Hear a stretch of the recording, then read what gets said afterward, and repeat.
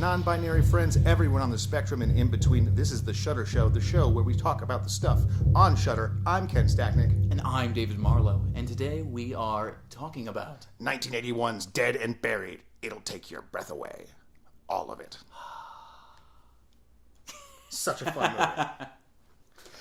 Oh, Ken, how are you? Oh, I'm doing good. David, how are you today? Not too bad. Not too bad. Good to hear. Hanging in there. Great. Well, yes, as we were saying, we were talking about the 1981 movie Dead and Buried, which is a infamous video nasty, much like last week's film. Well, David, why don't you start by just telling us a few of your... First, what did you think you were getting yourself into? Well, this is an interesting one. And actually, it has a lot of similarities to what we've seen before, but it is very different in and of itself. Oh, absolutely. So I think before I even go into any specific details, I think I should say for folks who are interested in seeing this movie to check it out if you don't want anything spoiled for you, because I do think that this is one of those movies that in some way it can be spoiled for you. Absolutely. Because it is a mystery. Mm-hmm. Definitely so.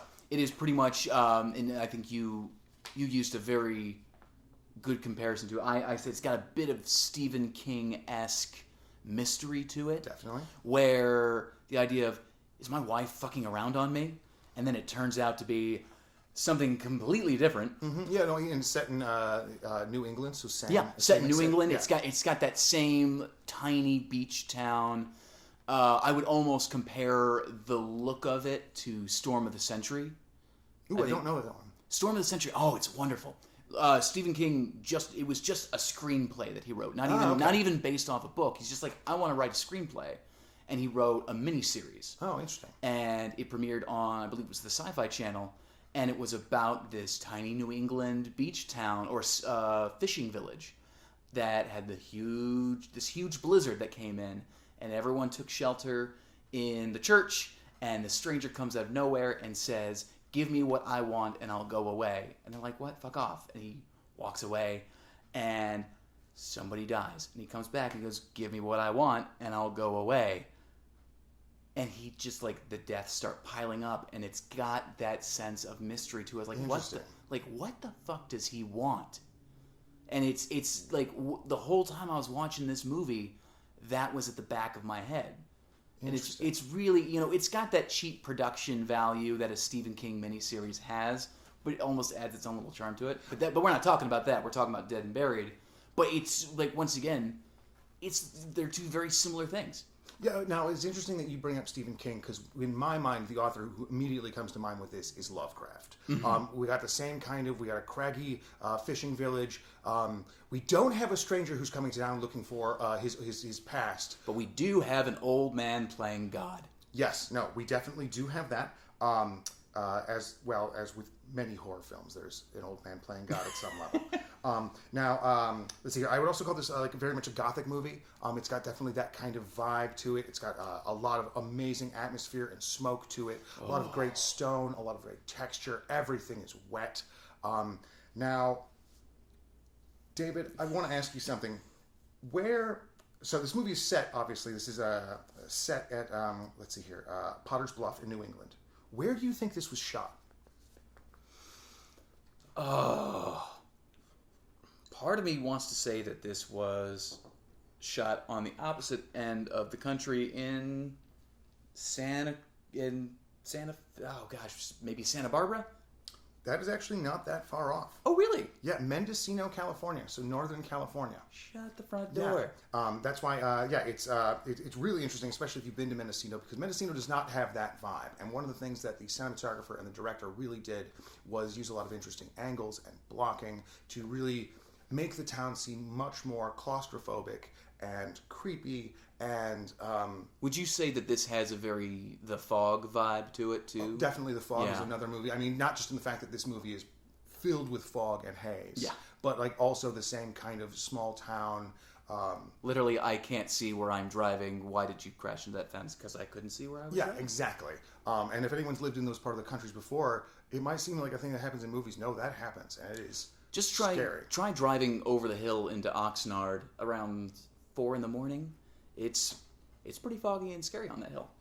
Now, speaking of Lovecraft, Guillermo del Toro said, Sherman has an incredibly perverse sense of humor. He knows how to do very graphic, brutal stuff with a very strange artistic sense. He found the beautiful in the horrible. And Guillermo del Toro cites this as one of 3 movies that he used a fake mustache to sneak into as a kid.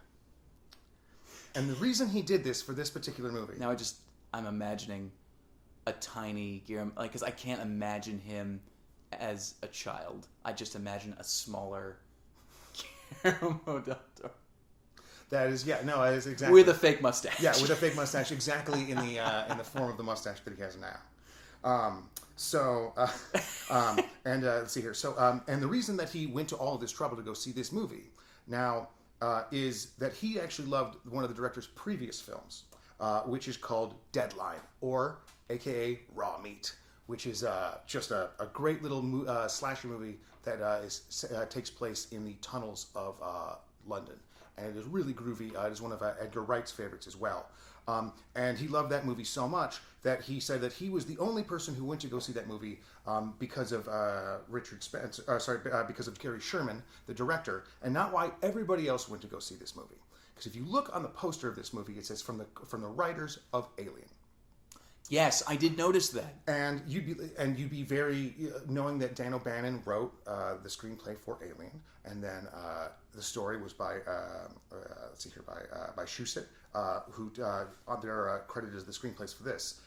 You'd be like, oh, of course, Dan O'Bannon, Alien, another one of the great doing H.P. Lovecraft without doing H.P. Lovecraft movies. Of course, that totally makes sense. Except I found a 1983 interview where Dan O'Bannon disavowed this film. And not saying that he didn't like it, just saying like, no. Shusett, I did some writing on this, and then Shusett rewrote everything, and then used my name to get it made. Which is just an interesting... Which happens a lot. Which is Hollywood politics. Yeah, no, absolutely. And I would almost say that he's like, I will say this now that the movie has come out, and it's doing its thing, but I'm sure he was... Like, was he okay with it? Yeah, no. He definitely liked it. He definitely and if you look at the rest of Dan O'Bannon's career with From Beyond and so many of the other movies he had that have such a strong Lovecraft influence, I just think it's important to talk about how this movie really is Ronald Shusett's movie and not O'Bannon's, by O'Bannon's own admission. And let's be clear, like, Shusett is not a slouch when it comes to writing. He's got a lot of story by credit, so it's clear he does a lot of rewriting and background work. But he also has the screenplay for King Kong Lives, which is super fun for any of those big hit fans out there. But he also wrote the screenplay for Total Recall. So not such a bad credit to have. No, a bunch of very talented people. And this just happens to be earlier in their career when they're doing pretty all right. There's a lot of that going on in this movie. One of the other big people on this, obviously, the cinematography is done by Steve Poster, who also shot, interestingly, it's just a weird crossover from last week. So last week I gave you the option of 2 movies, Next of Kin or Dead and Buried. Yes, and I had a really hard time choosing between those two because they both looked fascinating. Now what's interesting is I also mentioned, now we're not talking about the Patrick Swayze Next of Kin. Steve Poster shot Patrick Swayze Next of Kin. It's just one of those weird connections between our episodes. I love Hollywood. He also shot Donnie Darko, Southland Tales. He shot Madonna's Like a Prayer music video, Rocky V, and also did Cats and Dogs. So like he's had a real kind of up and down career. He's done a little bit of everything. The kids' film Cats and Dogs? This very same one. After working with Richard Kelly on is it Richard Kelly? Yeah, right. Who did Donnie Darko? Yes. Yeah. Yes. He worked. He also did The Box with him. So it's clear that like working with him got him. I have seen The Box and I love that one. Yeah. No. Kelly's really up and down for me, but when he hits it, he hits it. Yeah. And sometimes he makes Southland Tales. Now let's see here. Music here we have by Joe Rossetti, who is most famous for winning the Academy Award for the Buddy Holly story. Mm-hmm. He's been a longtime collaborator with the director, and actually he pitched Joe Renzetti to do the music originally, and the producers were like, "Oh, no, we've got our own people. Don't worry about it." And he's like, "Oh, no, but my friend has been nominated for an Academy Award." And they're like, "Okay, yes, but come Monday, he'll just be another guy who hasn't won an Academy Award." And then he won. And so then he was like, "Can my friend do the music, please?" And they were like, "Oh, yes, of course. That would be stupid of us to say no to." So that's how we got on there. And then the last person, at least in the crew, I really want to talk about, which actually I don't even want to talk about at all because there's nothing to say, because it's Stan Winston. It's one of his earliest movies, and really, yeah, I mean, there's a reason that all the puppets and effects in this movie are absolutely banging. Oh, and now this is before Stan Winston is Stan Winston, so he's still not dictating shots and like coming up with he's much more like taking we want to do this, and then he comes up with these amazing models and puppets. Yeah. But yeah, this was one of his earliest films, and there's nothing I can say about Stan Winston that hasn't been said by everybody else ever. Stan Winston is a player and a pimp, and we love him, and he's incredible, and he's one of the all-time greats, and there's nothing to say other than he's one of the greats. And if you want to see some amazing special effects and puppetry work, this is a great place to go to see where a guy who's going to be at the top of his craft, who's going to be working on Jurassic Park and Terminator and The Abyss, and is going to be recreating what we know as special effects, is where he was at the beginning of his career. This is great to look at, just in the same way that you can look at Friday the 13th and a lot of Tom Savini's early work and see kind of where he went, and then how he was able to transform and get more nuanced and more detail oriented, and just as his budgets grew, he was able to do more. And there's, of course, I highly recommend, if you guys are exploring Shudder, check out the Tom Savini documentary, which is wonderful. Oh yes, no, absolutely. That's a great one. There's a lot of great documentaries on Shudder that I really recommend people checking out, because if nothing else, it's a great way.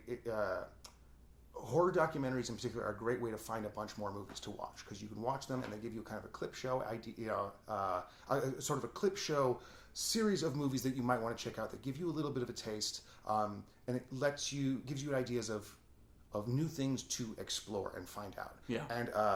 And we just want to say also, we are not affiliated with Shudder in any way.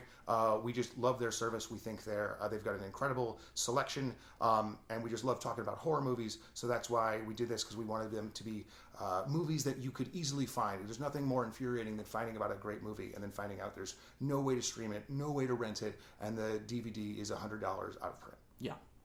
Just like Spice World. Indeed. Just like my very expensive copy of Spice World, which I'll never give up. You can pry it from my cold, dead hands. Now, let's move on to who's in this. Now, cast is, I wouldn't say a murderer's row, but it's definitely got some people you're going to recognize. Let's see here. Our sheriff is played by James Ferrantino, who is a TV guy who's on, he's one of those guys who never really hit in anything big that I recognize. He's the cheap man's Columbo.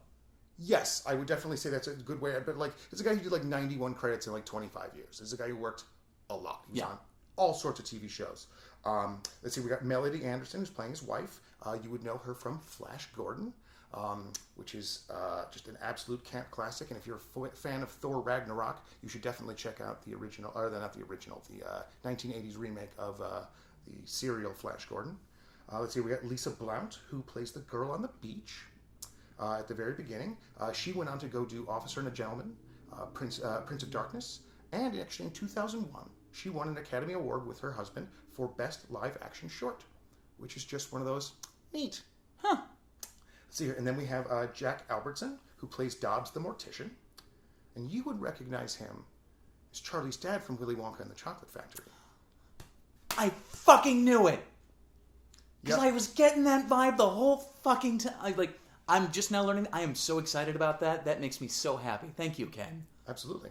He's also in the original Miracle on 34th Street. He's the one who hands the letter to the judge. Oh my god. Yeah. And he's also in the Poseidon Adventure, which is not that surprising, because literally everyone is in the Poseidon Adventure. It is a movie that stars quite literally everyone. Oh, and you're also forgetting a person who makes a very tiny little appearance here and there in the movie, Robert Englund. Oh, I'm not done. I just turned my page, David. Oh, you just But turned yes, your you are page. correct. It is a very early performance. I was like, you're by not Robert moving Englund. on without... Yeah, no, of course not. No, Robert Englund this is one of his earliest roles. He was definitely not a star at this point. He was not Freddy Krueger at this point. He was just a guy they really got along with the actor. He thought he was great. They'd worked once together before, and so he brought him back for this. Yeah, he's really solid in it. You can definitely see why he was one of those actors that you were like, yeah. He's just naturally creepy, but almost charming. He's doing a lot without doing anything, which is one of the hardest things to do in acting. But I will say also, this movie has a very missed coincidental opportunity to have given him the character name Freddy. Oh, definitely so.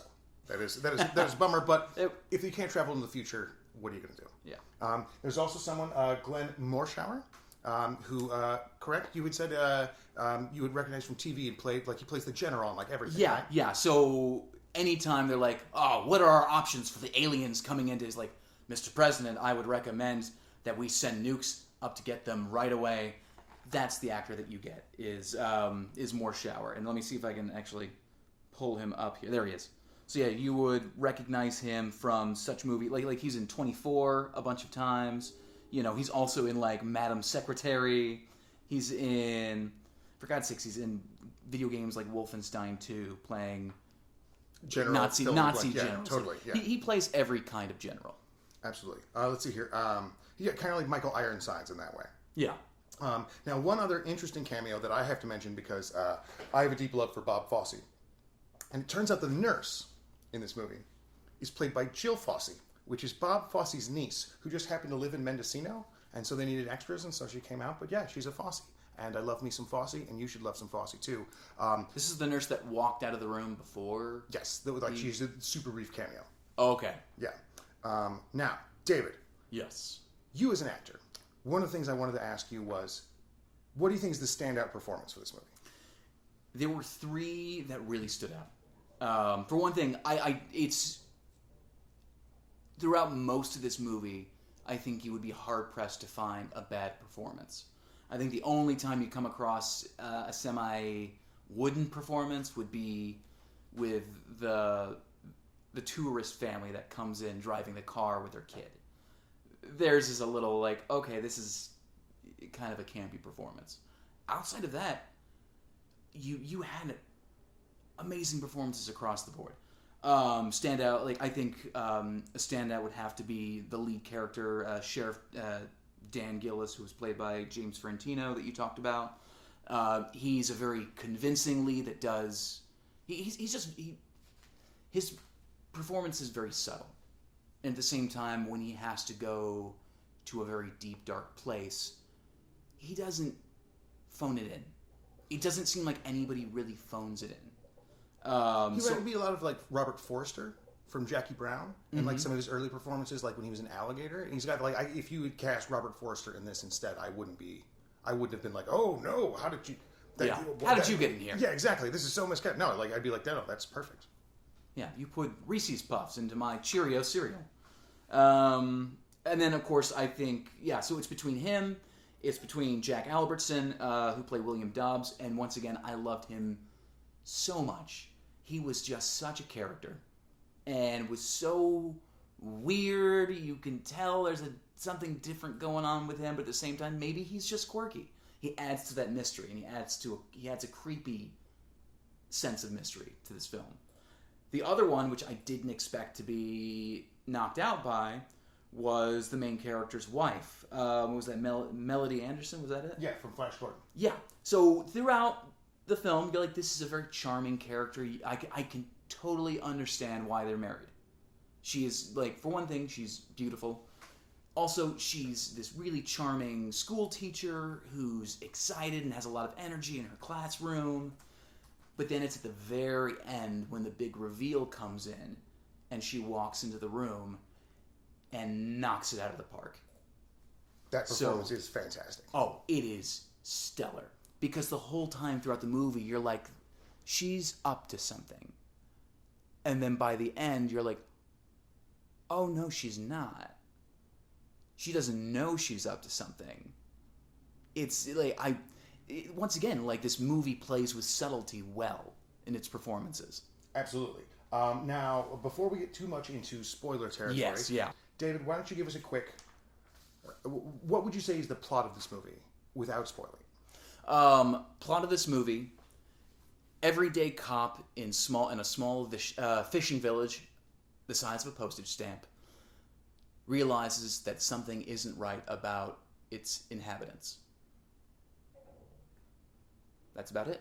Okay. Yeah. No, I think that's pretty. I think like if you had to sum it up in one sentence, I think that's the easiest way to put it. Yeah. If you want to go in blind, I would say go. Like it's a good movie to go in blind on. It's a great movie to go in blind with. Now that said, it's still a movie that is a ton of fun, even if you kind of know what's going on. It's it's not.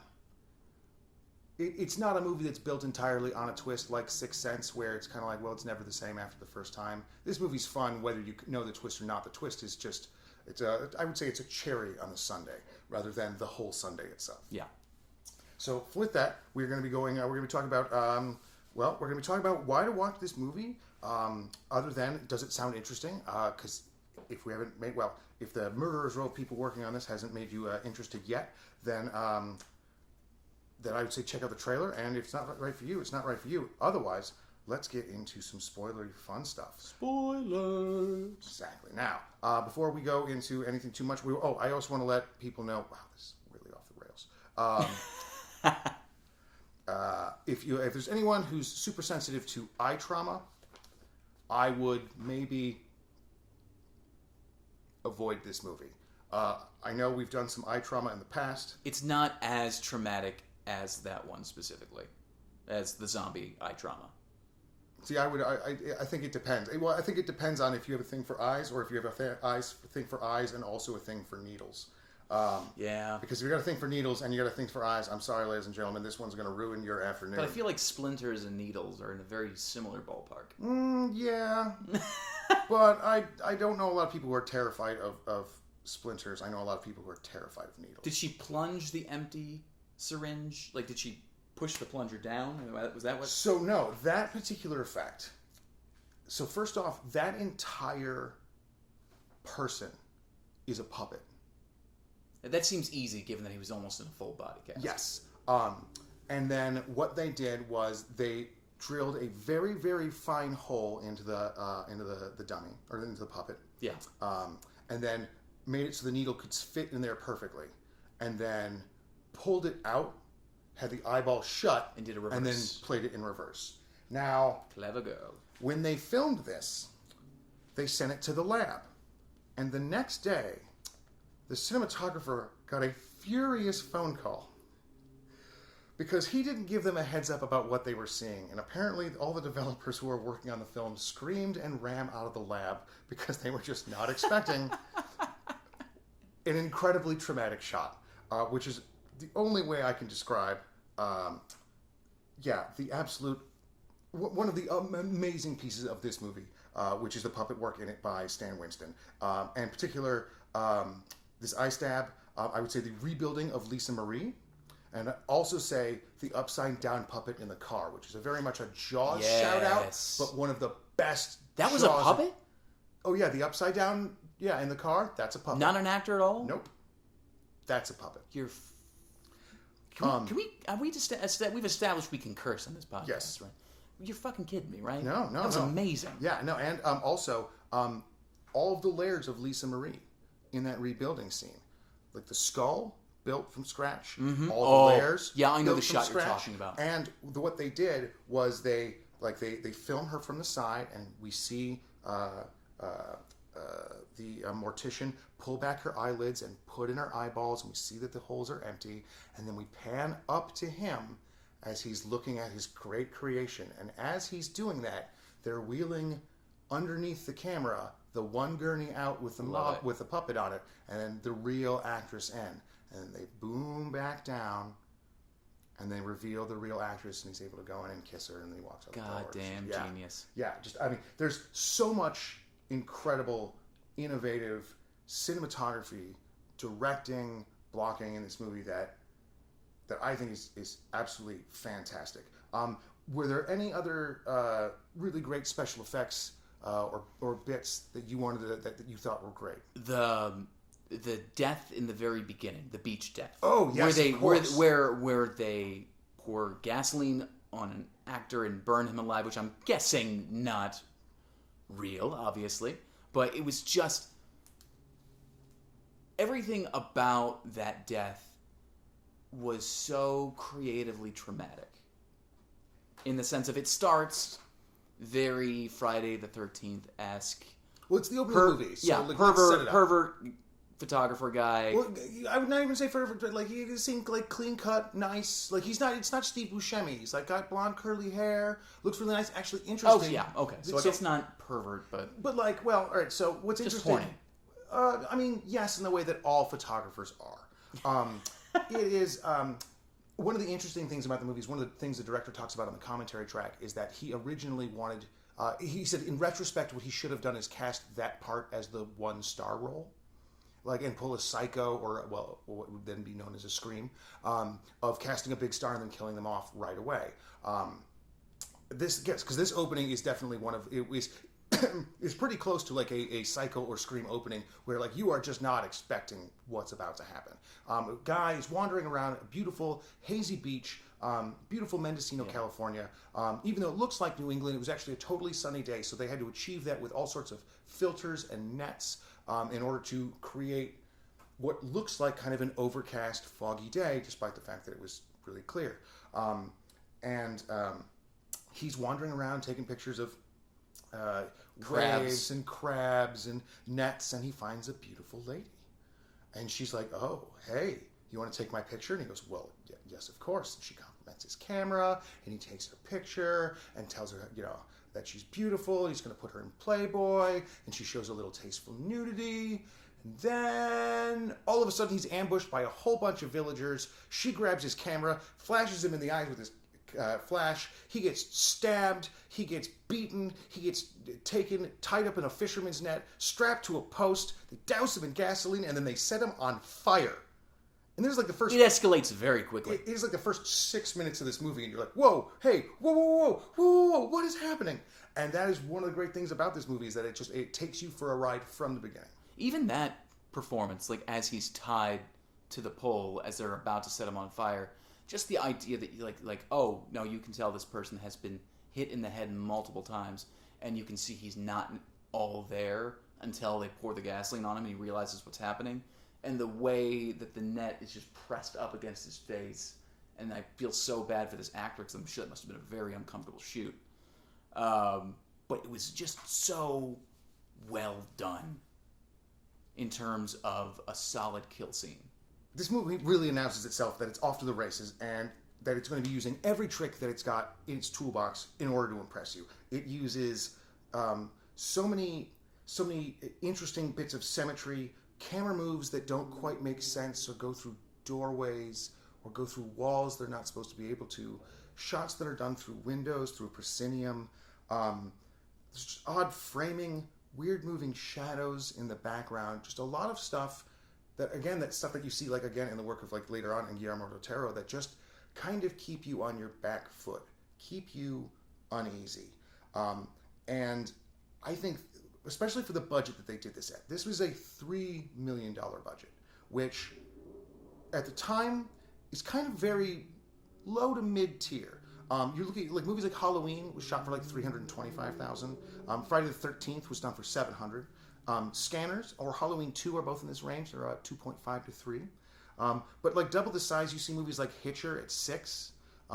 Alien was 11, and like Thing and American Werewolf were both at 10. So this is a movie that definitely had means, and they use it. Mm-hmm. But it's not a movie that had all the tricks that they could. They couldn't do everything that they wanted, so they had to be very, very selective in what they did do. And I think that's one of the main things that both Shusett and Sherman do, is that they spend a lot of time really blocking out and designing all of the shots to tell the story as much as they could. The cinematographer said that to him, poetry is an economy of words, and cinema is an economy of shots. And I think that's a very good way of thinking about things, rather than say to separate something like Friends, where like, yes, it's shot, yes, it's on the screen, yes, it's telling a story, but it's not being directed, it's being selected. And then there's a lot of movies that get shot today that are shot at like a 40 or 51 to 40 to 50 to 1 ratio, which means that like for every minute on film, 40 minutes of film were shot. And then there are other movies that like a lot of independent movies will shoot at like a ratio of 2 or 3. What was Street Trash? Street Trash was like... Street Trash was probably 4 3, 4, somewhere in there. They're doing a lot of long Steadicam shots, which cuts down on the length of total film that you're shooting because you're doing bigger, longer shots rather than a series of individual ones. Okay. Because you're just getting less coverage of the scene, and you're getting more of the whole scene itself. I see. Because like if you get the whole scene in the wide, and you get the whole scene in the medium, the whole scene in another medium, and a whole scene in the close, another close, that's the whole scene 5 times. Where if you get the whole thing in one big, amazing one shot, then every time, like every take is another duplication of that scene. But it's not compounded by every shot and then every take as well. Yeah. And that's actually one of the things that this movie does that's very similar to Street Trash, is there's a lot of really great one-ers in here, and really nice long tracking shots, really, really designed to let the actors be in the space and move within it. A lot of slow push-ins, a lot of wides that transition into mediums that then become zoom shots and then rack focus. Really, really intricate stuff, and really something that I think a lot of low-budget filmmakers should look at when they're looking for ways to get the most bang for their buck. Because yes, this movie does use sometimes cranes and expensive gear to pull off some of the effects. Some of them are just like a really nice dolly back and then truck over. Yeah. And a lot of times, some simple L framing like that can be just as elegant as Michael Bay spinning around with a Steadicam, or 15 or 25 shots of a scene, Ridley Scott style. It's a really old school, but at the same time, I think consummate shooting style that we see get emulated a lot today. But the fact that this guy was doing it back then as well as he was, I think he deserves a lot more credit than he gets. Yeah. Now let's see here. Some more interesting production stuff I found. Oh, okay. So we were talking before about the kids scene in the middle. The which scene? Oh, the yes. Scene with the kid. Yeah, the kid, the family in the car. Yes. Now, because they were shooting in Mendocino, the film office would not let them shoot during the night. So that entire scene, which takes place entirely at night, is shot in a tent. It's about a block large, so it can contain the house. So that way they can light the house from the inside of the tent, so it looks like night. And then they had to put giant ventilation fans on, so that way like nobody died in the tent and it didn't get overly hot. It sounds like half the budget. It was probably a huge chunk of the budget, and there was a lot of big gripping kind of stuff going on here. In order to like make the beach look overcast, they had to fly like a 40-foot silk over the beach with cranes in order to just like not make it look like harsh. So this was like sunlight. a heavy production film. I mean, it's $3 million. It's a lot of money, but it's a lot of money like For the time. For the time, well, it's not even a lot of money for the time. It's kind of low to mid budget, but like it's a lot of cheaper practical stuff. It's not spending all of your money on actors. It's not spending all of your money on getting the biggest names in special effects. They got a great up-and-comer in Stan Winston. So he didn't cost what Stan Winston cost a few years later, or what like... they got discount Stan Winston. Essentially, because yeah, he was up and coming at the time. You're giving a dude like that a shot. And so a lot of times when you give somebody who's got a lot of talent a shot, they're willing to do things, for a little cheaper. I mean, it's pretty famous that Rob Bottin basically killed himself on making The Thing because like he just wanted to make the movie the best he could, and it was his big shot. So he just worked like for a year straight, 12 hours a day, and then like basically collapsed near the end of the production because just like, the body is only able to handle so much. Yeah. Did he die after that production? No, he did not die. No, he's still alive today. He just okay. He had to take himself. He just almost died. Yeah, put himself almost basically into the hospital, from what I understand, from just raw exhaustion. Which not. I mean, don't get me wrong, amazing work ethic, and thank you, Rob Bottin, for The Thing. But also take care of yourself, buddy. Yeah. No movie's worth your life, bud. Mm-hmm. Yeah. No, absolutely. David, let's hear it. What did you think about the music? The music, I think the music matched the look very well. I think especially towards the end, as we start getting to the conclusion, I wouldn't even necessarily call it a twist. Would you call it a twist? It would be. I would say it's more of an inevitability. Yeah, like it's kind of. He's reaching towards the fact that what I suspect is in fact true, with a little cherry on the top. Yeah, no, I mean it's as much of a spoiler as spoiler for 1980s The Shining, saying that Jack Nicholson goes crazy at the end of The Shining. It's got a very Sixth Sense twist. Yes, but I would also say it's one of those. Well, yeah, actually, no. All right, I would say it's got a Sixth Sense-esque twist in the fact that once you realize it, you're like, how did I not see that coming? That said, it does not. Oh. Well, because the film does a really good. Once again, well, I'll get back to the score here in a little bit, but the film does a really good job at drawing your attention to other things that pull it away from the obvious. Yeah, in the idea of like, oh, you would never think. Oh, of course, this twist makes sense because you're focusing so much on the effects, on the performances, on just little bits and pieces there. And all the other weird characters surrounding the main character. A lot of great misdirection. A lot of they're not even like red herrings. They're just parts of a mystery that don't quite tie together. And at the end, you're like, of course, that's what it is. Like one of the big things that I thought was really interesting was that the sheriff at the beginning is not set up as the new sheriff in town. He's like this established guy who's got a wife and everything's fine. And then once you think about it for a minute, knowing the ending, you're like, oh, well, technically he is new there. He just doesn't know it.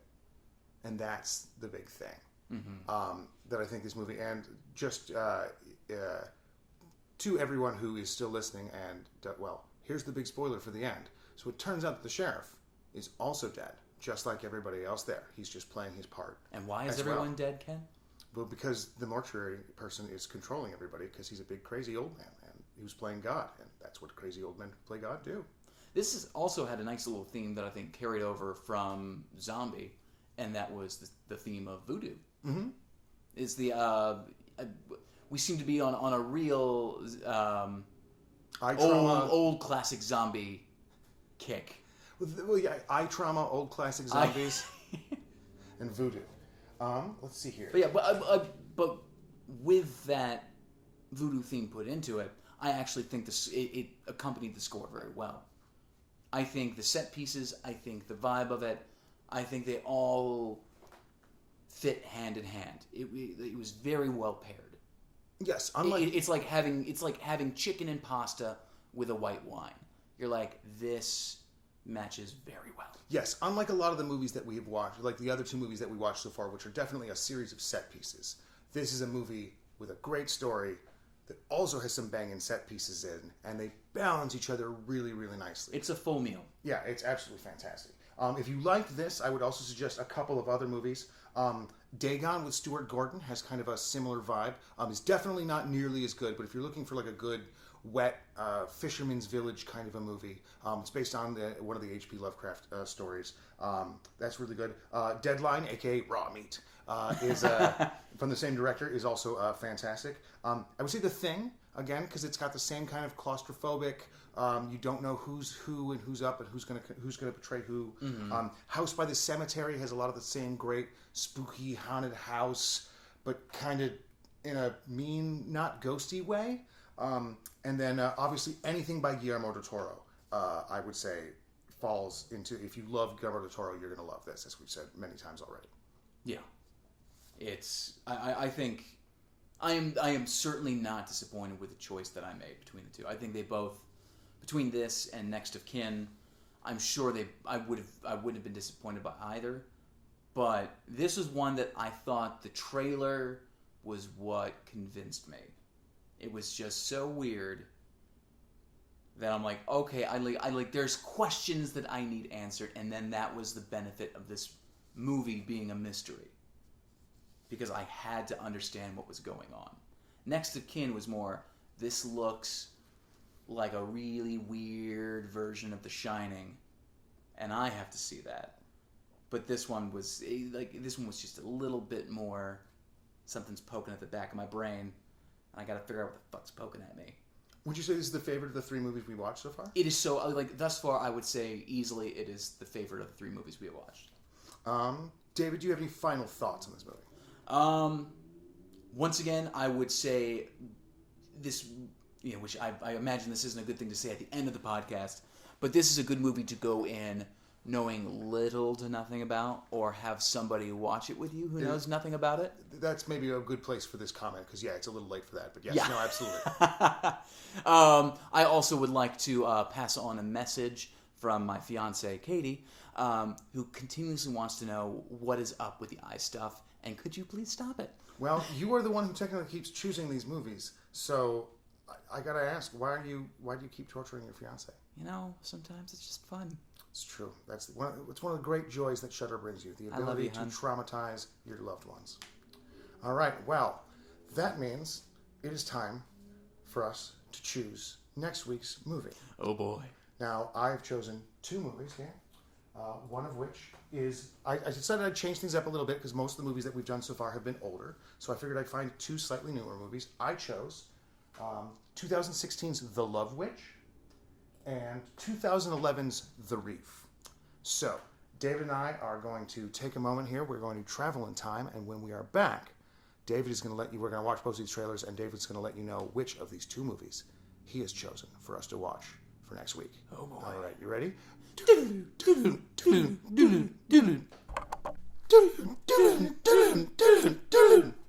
Sorry about that. I lost my voice a little bit there. All right, David.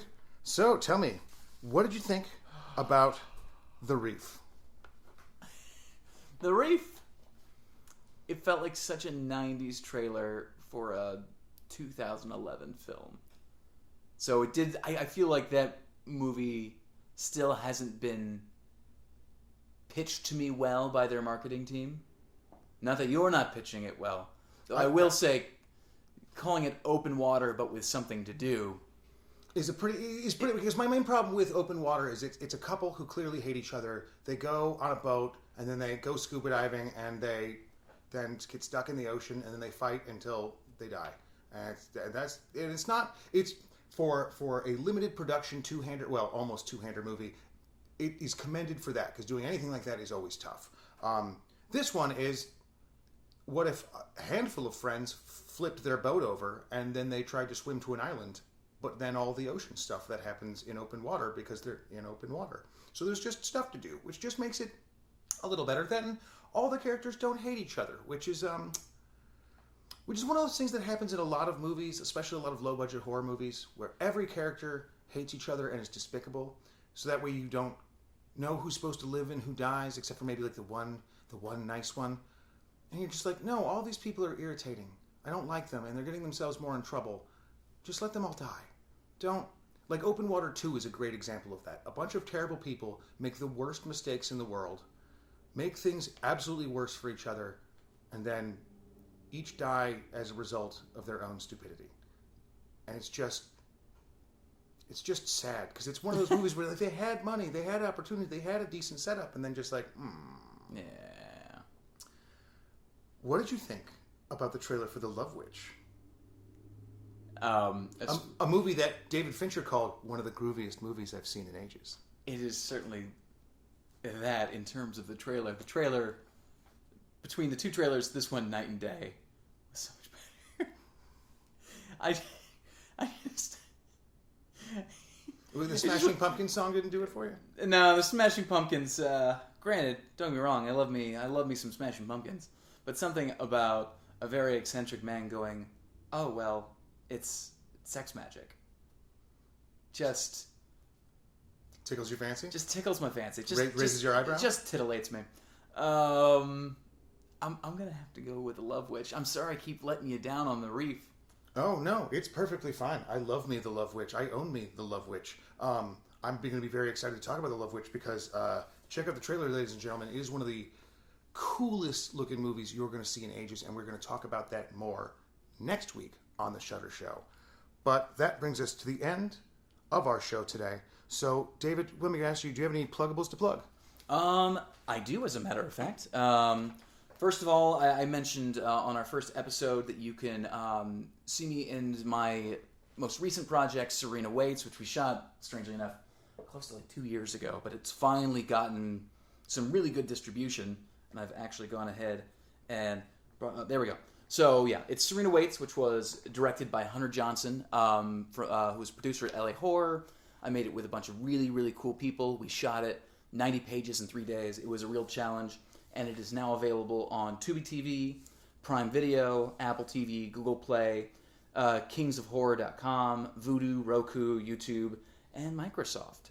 So, yeah, you can find it in all sorts of places. Fantastic. That's awesome to hear. Where can we find you on the internets?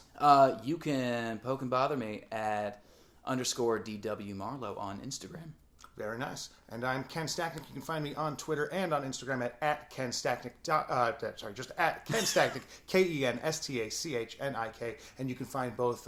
You can find us on both Instagram and Twitter at Shutter Show. And you can also email us if you have any questions, comments. If you just want to tell us that we're doing a great or terrible job at shuttershow@gmail.com. And we would really appreciate if, as soon as you can leave a review, you leave a review. You can't yet. We're still figuring it out. We're still getting up on our feet here. We appreciate you being with us while we're finding ourselves in this great podcast nation. Yeah, Ken. Because we've been trying to release this podcast on a couple of different platforms. What are the platforms that we tend to go for the most? As of right now, we are on. Let's see here. We are on Anchor. We are on Stitcher. We are on Spotify. We are on Castbox. We are on Google Podcasts, we are on Breaker, we are on Radio Public, and we should be up on Overcast if everything has gone correctly. You can also find our episodes on YouTube as well, because right now I'm just trying to make sure it's easy as find as possible. We're not up on Apple Podcasts yet, but we will be as soon as I can finish arguing with them and get ourselves up there. So until then, David, do you have any final words? This is a fun movie. I highly recommend it. All right. Ladies and gentlemen of the internet, good night and good night.